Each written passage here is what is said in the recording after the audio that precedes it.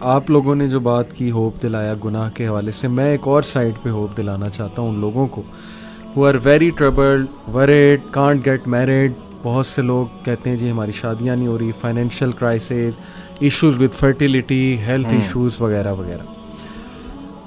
ابو ذر غفاری رضی اللہ عنہ کہتے ہیں کہ نبی صلی اللہ علیہ وسلم نے فرمایا Indeed I know a verse to which if the people held on it would be sufficient for them. صحیح حدیث کون سی ورس؟ وَمَن يَتَّقِ اللَّهَ يَجْعَل لَّهُ مَخْرَجًا وَيَرْزُقْهُ مِنْ حَيْثُ لَا يَحْتَسِبُ وَمَن يَتَوَكَّلْ عَلَى اللَّهِ فَهُوَ حَسْبُهُ۔ اور ابن عباس رضی اللہ عنہ کہتے ہیں کہ رسول اللہ صلی اللہ علیہ وسلم نے کہا after reciting the above verse, if the people were to apply this verse in their daily lives they would be free from all the doubt and distress of the world, the distress of death and the distress of the doomsday۔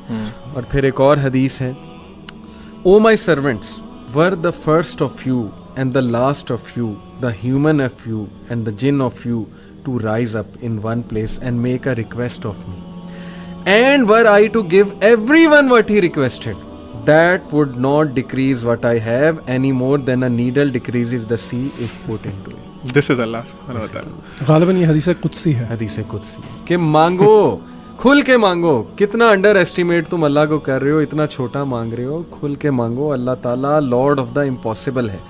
میں یہاں پر ایک واقعہ سنانا چاہتا ہوں دل کو نرم کرنے کے حوالے سے، اسی آیت سے ریلیٹڈ مجھے یاد آیا۔ ڈاکٹر ایشان کا واقعہ ہے اور مفتی مینک نے غالباً سنایا تھا، یا بہرحال واقعہ اوتھینٹک ہے، یوٹیوب پر بڑا مشہور یہ واقعہ ہے۔ ڈاکٹر ایشان ایک نیورو سرجن ہیں اور وہ فلائی کر رہے تھے غالباً سعودیہ سے کسی کنٹری میں، بہرحال کسی کنٹری سے دوسری کنٹری جا رہے تھے۔ راستے میں کہتے ہیں کہ بہت طوفان، ٹھنڈر، موسم بڑا خراب ہو گیا، جہاز ایک جگہ رک گیا، ایک ایئرپورٹ پہ بیچ میں۔ میں نے بڑی ریکویسٹ کی کہ یار مجھے پہنچنا ہے وہاں، میرا بڑا امپورٹنٹ کمٹمنٹ ہے، آپریشن ہے وغیرہ وغیرہ۔ تو پائلٹ نے کہا کہ نہیں ہم نہیں لے جا سکتے، آپ یہ ہے کہ کوئی کار کرا کے، جیپ کرا کے چلے جائیں، وہ قریب ہی ہے جگہ، اتنی کو دور اب نہیں رہی۔ کہتے ٹھیک ہے، ہم نے گاڑی کرائی، گاڑی کرا کے ہم جا رہے ہیں تو طوفان مزید تیز ہو جاتا ہے اور ہم اتفاقاً ایک گھر کے سامنے رکتے ہیں۔ وہاں پہ میں نوک کرتا ہوں تو ایک بوڑھی اماں باہر نکلتی ہے، بڑی کائنڈ تھی۔ ہم نے اسے کہا جی ہمیں اندر آنے دیں، بارش بہت ہے، ہم ذرا تھوڑا دیر رک کے چلے جائیں گے۔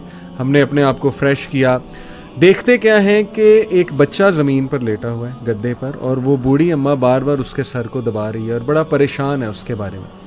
کہتے میں نے پوچھا کہ کیا مسئلہ ہے اس بچے کو، تو انہوں نے کہا کہ اس کا کوئی برین کا مسئلہ ہے یا ایسی کوئی پرابلم ہے جو بہت مشکل ہے یہاں کے ڈاکٹرز کے لیے۔ تو انہوں نے کہا مجھے بتائیں، میں بھی ڈاکٹر ہوں، میرے بڑے واقفیت ہے۔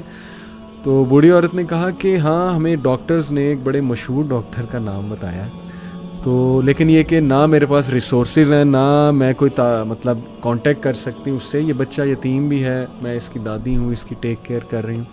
اس نے کہا مجھے بتائیں، میں اس ڈاکٹر کا پتہ کروں گا، you have been so kind to me. She said کہ ڈاکٹر ایشان۔ اللہ اکبر۔ وہ کہتے ہیں کہ اسی وقت مجھے رونا آ گیا، اور انہوں نے کہا کہ آپ کیا مطلب کر رہی تھی، آپ اللہ سے دعائیں کر رہی تھی، کیا تھا ایسا کہ اللہ مجھے یہاں پر لے آیا؟ ہی سیڈ کہ پتہ نہیں، میں تو بس استغفار بہت کرتی تھی، استغفر اللہ استغفر اللہ، اور میں اللہ سے کہتی تھی کہ اللہ ہم تو نہیں جا سکتے، بس کسی طرح تو ذریعہ بنا دے، یہ بچہ تیرے سامنے ہے۔ تو حدیث ہے نا کہ جو استغفار بہت کرتا ہے اللہ اس کے لیے ایسے ایسے راستے بناتا ہے کہ وہ بندہ سوچ میں نہیں سکتا۔ تو اللہ کی فوج کو انڈر ایسٹیمیٹ نہ کریں۔ اللہ کی فوج میں پھر کیا کیا چیزیں ہیں یہ آپ سوچ میں نہیں سکتے، اللہ نے کس طرح انہیں وہاں لانا ہے، کیسے لانا ہے، کیسے آپ کی مدد کرنی ہے۔ وہی وَمَن يَتَّقِ اللَّهَ يَجْعَل لَّهُ مَخْرَجًا۔ تو میری گزارش ہے لوگوں سے وہ مایوس نہ ہوں، اللہ سے مانگتے رہیں، اللہ کو پہچانیں، اور اللہ کو پہچانیں، اور یہ بات یاد رکھیں کہ دنیا کی زندگی الٹیمیٹلی اصل زندگی تو ہے نہیں۔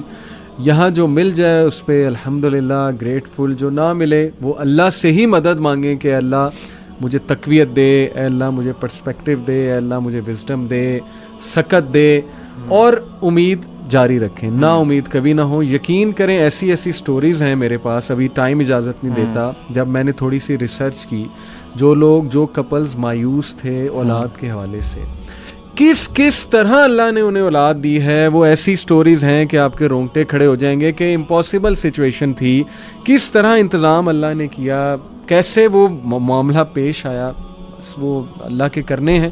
تو تو مایوسی جو ہے میں سمجھتا ہوں وہ مومن کو بالکل زیب نہیں دیتی ہے. اللہ تعالیٰ پہ ٹرسٹ کریں اور اللہ تعالیٰ سے تقویت مانگتے رہیں اور اب محبت مانگتے رہیں. جی